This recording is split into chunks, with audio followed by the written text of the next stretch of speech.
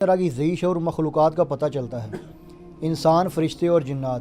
کیا ان تین مخلوقات کے سوا بھی کوئی اور مخلوقات موجود ہیں، مثلا ایلینز وغیرہ؟ اگر ہاں تو اس کی دلیل کیا ہے؟ ایلین یعنی خلائی مخلوق؟ ہاں جی۔ اچھا، پاکستان میں خلائی مخلوق کا اور مطلب ہے اور اس سوال میں خلائی مخلوق کا اور مطلب ہے۔ ایلینز کا اس طریقے سے ذکر تو قرآن و حدیث میں کہیں نہیں آیا جی۔ قرآن و سنت میں تین طرح کی مخلوقات کا ذکر ہے، سورۃ الحجر میں، سورہ الرحمن کے اندر، اور کئی صورتوں میں جنوں اور انسانوں کا ذکر ہے۔ بلکہ سورہ رحمان میں تو 31 ٹائمز اللہ تعالیٰ نے ان دونوں گروہوں کو ایڈریس کیا ہے، فَبِأَيِّ آلَاءِ رَبِّكُمَا تُكَذِّبَانِ، اے دو بھاری گروہ ہو، تم اپنے رب کی کس کس نعمت کو جھٹلاؤ گے اور کس کس قدرت کی نشانی کو جھٹلاؤ گے؟ کیونکہ دوزخ کی آیات میں آپ نعمت کا ترجمہ تو نہیں کریں گے نا، آلہ ویسے بھی کہتے ہیں قدرت کی نشانی۔ اس میں بھی آتا ہے نا، خلق الانسان من صلصال کالفخار، ہم نے انسانوں کو پیدا کیا کھنکھناتی ہوئی خشک مٹی سے، وخلق الجان من مارج من نار، اور جنوں کو پیدا کیا ہے آگ کی لپٹ سے، اور آگ میں بھی فلیم کے جو اوپر والا ان سین فلیم ہوتا ہے۔ آپ اگر آگ روشن کریں نا، ایک موم بتی بھی جلائیں، ایک فلیم آپ کو یلو کلر کا نظر آ رہا ہے، ایک اس کے اوپر بھی ہلکا سا آپ کو یوں ہلتا ہوا ٹرانسپیرنٹ آر پار جس کے نظر آتا ہے، اس فلیم سے جن پیدا ہوئے ہیں، اس لیے جنات آپ کو نظر بھی نہیں آتے۔ اور سورۃ الحجر میں آیا کہ جنوں کو ہم نے انسانوں سے بھی پہلے پیدا کیا تھا۔ اور مسلم شریف میں حدیث ہے کہ اللہ تعالیٰ نے انسانوں کو مٹی سے، جنات کو آگ سے، اور فرشتوں کو نور سے پیدا کیا۔ تو یہ تین ذی شعور مخلوقات کا ذکر آتا ہے جن میں عقل ہے، جو اپنی مرضی سے کام کرتی ہیں۔ ان میں فرشتوں کی ایکسیپشن ہے کہ مرضی سے صرف وہی کام کرتی ہیں جو اللہ ان کو دیتا ہے، دوسرا نہیں۔ لیکن جن اور انسانوں کے پاس اختیار ہے، چاہے تو برائی کا راستہ اختیار کریں، خواہ وہ اچھائی کا راستہ اختیار کریں، وہ اللہ نے ان کو اختیار دیا ہوا ہے۔ پکڑ آخرت میں ہوگی پھر۔ اس کے علاوہ کسی مخلوق کا ذکر نہیں، لیکن اشارتاً سورۃ المدثر کی ایک آیت میں ذکر ملتا ہے، جس کی وجہ سے یعنی محدثین کا، مفسرین کا یہ موقف ہے کہ اللہ تعالیٰ کی کچھ ان سین مخلوقات ایسی کائنات میں موجود ہیں جن کا اللہ تبارک و تعالیٰ نے اجمالاً ذکر کر دیا ہے، لیکن ان کی ڈیٹیلز ہمیں نہیں بتائی ہیں۔ یہ سورہ المدثر کی آیت نمبر ہے 31، اعوذ باللہ من الشیطان الرجیم، کافی لمبی ہے، جس میں وہ دوزخ پہ 19 فرشتے ہیں نا، اس کے کانٹیکسٹ میں اللہ تعالیٰ نے ذکر کرتے کرتے نا اس کو کنکلوڈ کیا، وَمَا يَعْلَمُ جُنُودَ رَبِّكَ إِلَّا هُ، اور تیرے رب کے لشکروں کو اس کے سوا کوئی نہیں جانتا، یعنی اللہ کی مخلوقات کو اللہ کے سوا کوئی نہیں جانتا۔ تو کئی ایک مخلوقات ہیں، آپ وہ حدیث نہیں آپ کو یاد بخاری مسلم کی، کہ وہ جو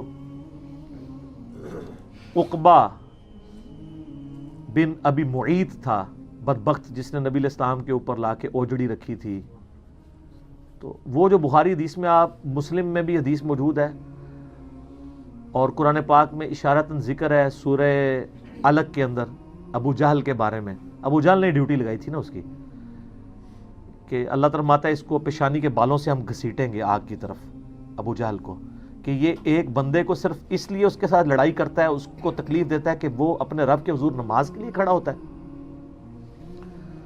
بخاری مسلم میں اس کانٹیکسٹ میں ایک حدیث موجود ہے کہ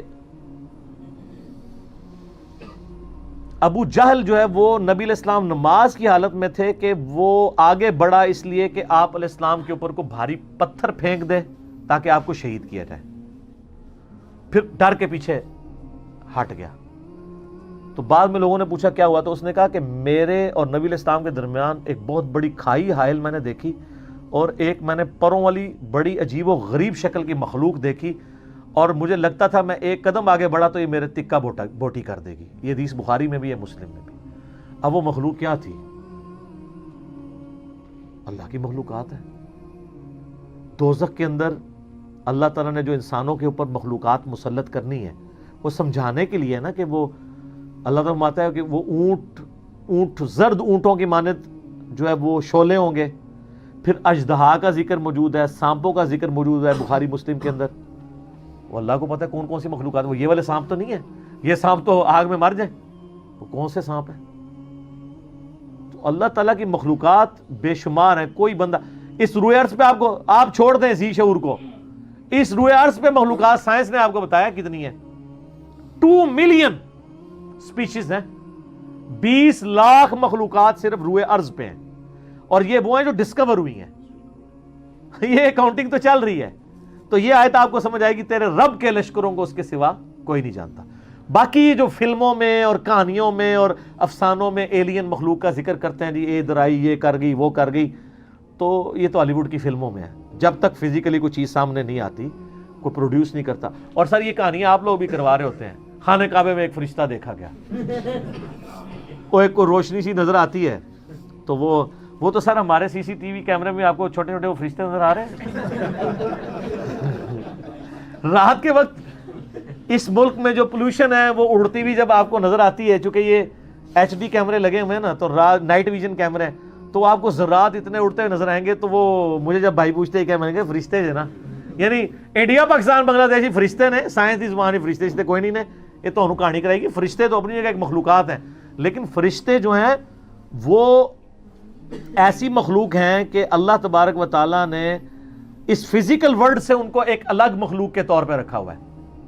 اس فزیکل ورلڈ کی مخلوق نہیں ہے، اس لیے آپ کبھی دیکھ نہیں سکتے فرشتوں کو جب تک کہ وہ اس فزیکل ورلڈ کے جو قوانین ہیں ان کے مطابق انسانی شکل میں نہ آ جائے.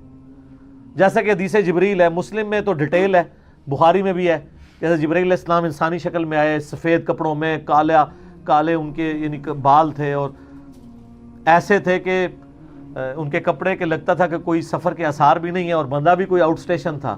وہ جبریل علیہ السلام تھے، نبی علیہ السلام سے 1 to 1 سوال کر کے چلے گئے، گھٹنے سے گھٹنے ملا کے. تو اس طرح ہو سکتا ہے کہ فرشتہ انسانی شکل میں آ جائے. باقی یہ جو لوگ دعوے کرتے ہیں نا جی فلاں کو خضر مل گئے، فلاں کو فلاں بزرگ مل گئے، فلاں کو فلاں یہ ہو گیا، تو ساری کہانیاں ہیں سر. یہ تو کہانیاں اتنی ہیں، اور مجھے دکھ ہوتا ہے اس وقت جب ہمارے مذہبی طبقے کی طرف سے یہ چیزیں کہانیاں آتی ہیں. میں آپ کو پتا سبز پگڑی والی جماعت کے ساتھ بھی رہا، میں رائے وینڈ والی جماعت کے ساتھ بھی رہا، اور جماعتوں کے ساتھ بھی، جدھر بھی میں گیا ہوں نا اس طرح کی کہانیاں مجھے ملی ہیں. میں حرم مکہ میں بیٹھا ہوا تھا، تو ایک تبلیغی جماعت کے بھائی تقریباً آدھا گھنٹہ میں نے دیکھا وہ یوں دعا کرتے رہے، اور آدھا گھنٹہ دعا کرنا بڑا کنوکشن والا ایمان والا بندہ ہی کر سکتا ہے. ابھی جمعے میں کافی ٹائم تھا، سلام پھیرا، تعارف ہوا، انڈیا کے تھے، تو کرتے کرتے تو وہ کہنے لگے یہ بھی جو ہمارا بنگلہ دیش والا اجتماع تھا نا، اس میں صحابہ کرام سمیت نبی علیہ السلام تشریف لائے تھے، لوگوں نے دیکھا ہے. یہ عام ہے، اس کو کہتے ہیں کارگزاری. کیوں سر؟ آپ تو خود جماعت میں ہے نا. یہ جماعت کے وہ رکن ہیں جو باغی نہیں ہے، بابی نہیں ہے، بس مانتے ہیں کہ یار یہ کہانی ہے، کرتے ہیں یہ لوگ. اور سر آپ کو بتاؤں، آپ سبز پگڑی والی جماعت میں نہیں رہے، وہاں پہ وہ دعوت اسلامی کی بہاروں کے نام سے چلتا ہے، یہاں کارگزاری کے نام سے چلتا ہے. اور اللہ معافی دے، یہ کارگزاریاں آپ کرسچنز کی جو جماعتیں نکل رہی ہیں ان سے بھی سنیں گے. کل کو یہ نہ ہو آپ کرسچن ہو جائیں جا کے. اور یہ کارگزاریاں آپ کو ہندوؤں میں بھی نظر آئیں گی. کتنے وہ لاکٹ کے اشتہار چل رہے ہوتے ہیں نا کہ جناب فلاں جگہ ایئر کریش ہوا، ایک بندہ بچا، اس نے وہ بھگوان والا لاکٹ پہنا ہوا تھا. تسی جناب وہ نالائنسی والے بیج بیچ دے ہو، وہ اپنے لاکٹ بیچ دینے. تو یہ بائی چانس بھی تو ہو سکتا ہے نا. یا تو یہ ہے کہ بھئی آپ ایک جہاز روانہ کریں جس پہ ساری سواریوں کو لاکٹ پہنائیں، اس کو گرائیں، اور کہ سارے بچ گئے، پھر مننا گے نا. ہاں کہانی تو پھر انج ہوتی، گورا تو پھر انج انالیسس کرتا ہے نا، بائی چانس نال تو نہیں ہوتا. یہ ساری کی ساری چیزیں، کہانیاں، جھوٹ، اور یہ وہاں بھی ملتا ہے. میں آلموسٹ دعوت اسلامی کے اجتماع میں 6-7 کنٹینیوس اجتماعوں میں گیا ہوں. آلموسٹ ہر اجتماع کے بعد آتے تھے ایک اسلامی بھائی کا بیان ہے، نبی علیہ السلام خواب میں فرمایا جتنے لوگ اجتماع میں ہیں تمام کی مغفرت ہو گئی ہے. خوابوں کے اوپر سارے کام چل رہے ہیں. اور یہی رائے وینڈ میں آئے گا تو وہ کہیں گے جھوٹ ہے، رائے وینڈ والے کہیں گے یہ جھوٹ ہے، اور ہم کیا کہیں گے کہ دونوں ہی ایک دوسرے کو نیچا دکھانے کے لیے. او جی پنجے جو خون نکل آیا، تو وہ سب نکال سکتے ہیں. آج کل تو اتنے لوہین ہیں جو مرضی نکالتے رہے، آپ فزیکلی سامنے لائے نا. اچھا جی وہ بزرگ کی لاش فلاں جگہ سے سلامت کی راتوں رات شفٹ کر دی. راتوں رات کیوں شفٹ کی ہے؟ میں نے تو اس کا بڑا سادہ فارمولا دیا کہ لاش نکالنے کی ضرورت نہیں. جو اب بزرگ مر رہے ہیں بڑے بڑے، ان کو ایک ہفتے کے لیے رکھ دیں چوک میں دھوپ کے اندر، تو دیکھ لیتے ہیں کیا ہوتا ہے، پتہ چل جائے گا.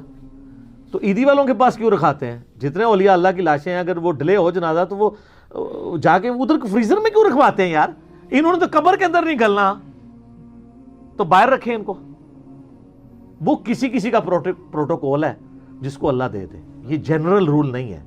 انبیاء کے لیے تو ڈیفینیٹ ہے، انبیاء کے بعد جس کے لیے اللہ چاہے، ورنہ میں نے ان کو کہا کہ کئی صحابہ اکرام ہیں جن کو وفات کے بعد ان کے جسم کا مسئلہ ہوا ہے تو ان کی لاش کی حفاظت تو نہیں ہوئی، ہوا ہے نا۔ رومن امپائرز کی جنگوں میں کئی صحابہ کو تیل کے کڑاہوں میں زندہ جلایا گیا، روسٹ کیا گیا ان کو، وہ تو نہیں بچے۔ سر دنیا بقدر ایفرٹ ہے۔ اس سے بھی بڑھ کے ابو عبیدہ ابن جراح طاعون کے مرض میں مبتلا ہو کے شہید ہوئے ہیں۔ سر طاعون کے مرض میں انسان کی کیا حالت ہوتی ہے، جسم کے اوپر پھوڑے نکلتے ہیں اور پھر تعفن پھیلتا ہے اور اس کی تکلیف وجہ سے انسان مر جاتا ہے، اتنے بڑے بڑے پھوڑے نکلتے ہیں۔